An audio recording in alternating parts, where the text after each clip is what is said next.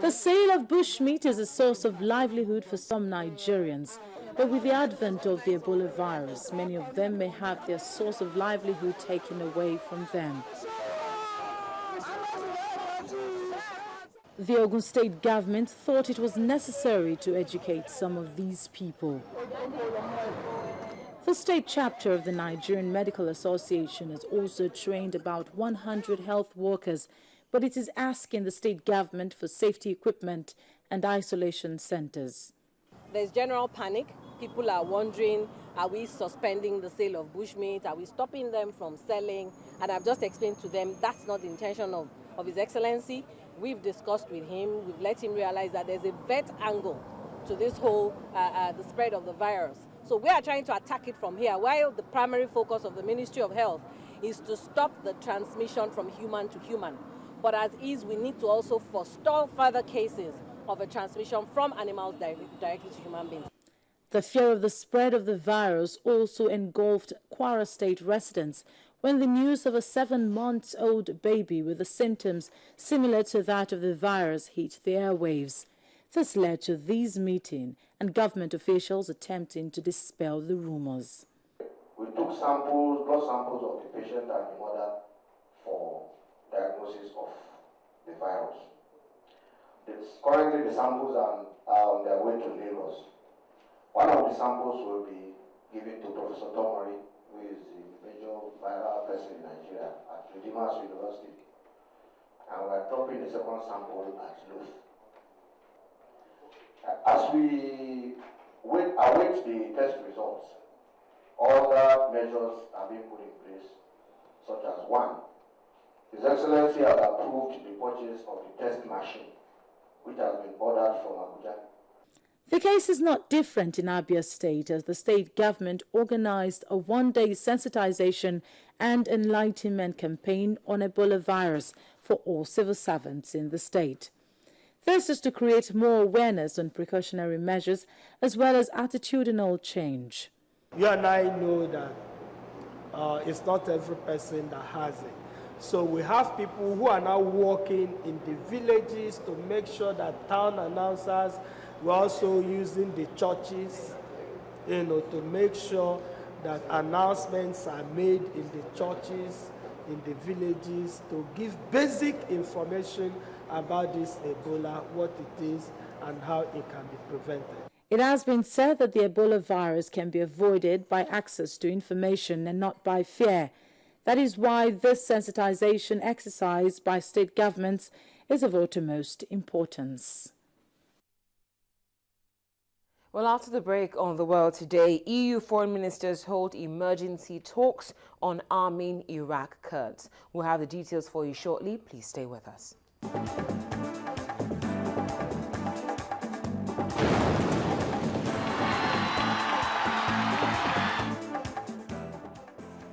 Welcome back. You're still watching The World Today on Channels Television. Now, today has been a very busy one for the European Union foreign ministers who have held emergency talks on arming Iraq's Kurds against the advance of Islamic State militants in the north. Any decision would build on French and U.S. moves to supply weapons to the Kurds, whose Peshmerga fighters provide a bulwark against the extremists. The Islamic State group's violence against religious minorities has driven out an estimated 1.2 Iraqis. Aid organizations based in northern Iraq say that more and more people, many of them Yazidis, were fleeing violence from Islamic State fighters and arriving in Dohuk's Peshk harbor crossing on the border with the Syrian border. 1 year ago, Syrians fleeing violence were crossing the same border into Iraq. Today, Iraqi minorities are going the other way. The International Relief and Development Organization says aid had been sent into Syria to help the Iraqis from Mount Sinjar seeking refuge there. UNICEF representative in Iraq, Mazib Babil, said he had seen more people crossing over in the last 2 days, not less. Rising numbers of displaced people coming from Sinjar districts and Sinjar mountains have been crossing this pontoon behind me over the last 48 hours. According to the government of Kurdistan and United Nations, more than 25,000 over the last 2-3 days have sought refuge and asylum in the W.H.O province, which is just ahead.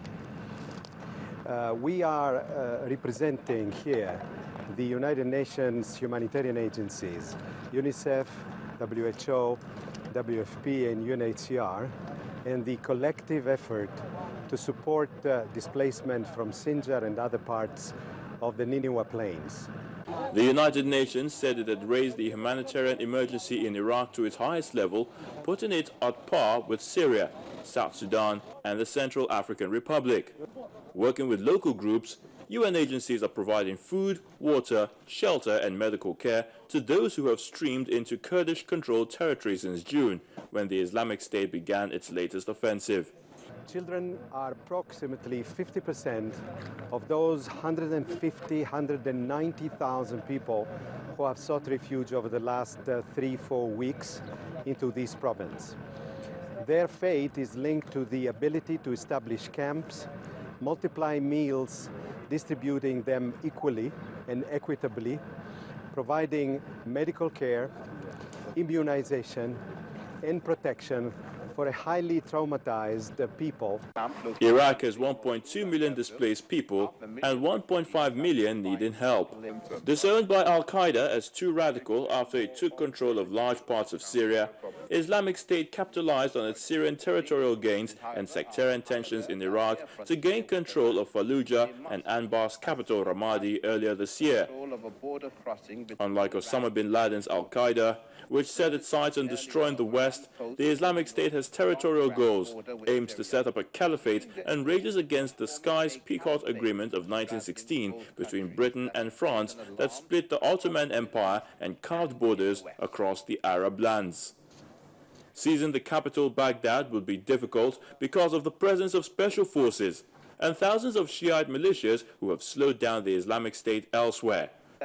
But a foothold just near the capital could make it easier for the IS to carry out suicide bombings, deepen sectarian tensions, and destabilize Iraq. The movement around Karatapa suggests they are becoming more confident and seeking to grab more territories closer to the capital after stalling in that region.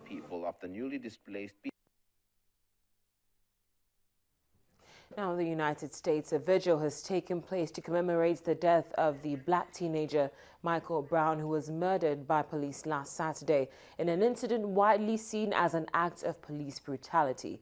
In addition to that, the officer who is said to be behind the shooting has also been identified as Darren Wilson, a 6-year veteran of the police force with no disciplinary record.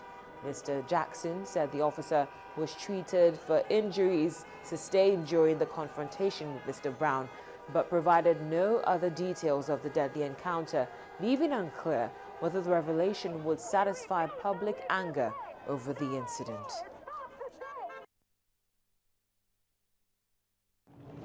The officer that was involved in the shooting of Michael Brown was Darren Wilson. He's been a police officer for 6 years, has had no disciplinary action taken against him. He was treated for injuries which occurred on Saturday. I don't care who it is, me, my friends, whoever it is, we need to come together and show that we won't allow that to happen. We won't allow it to happen. They're killing off young black men every day, and it's almost like our lives don't have any. I'm gonna have a son one day, and it's like his life won't matter. 9 shots per switcher.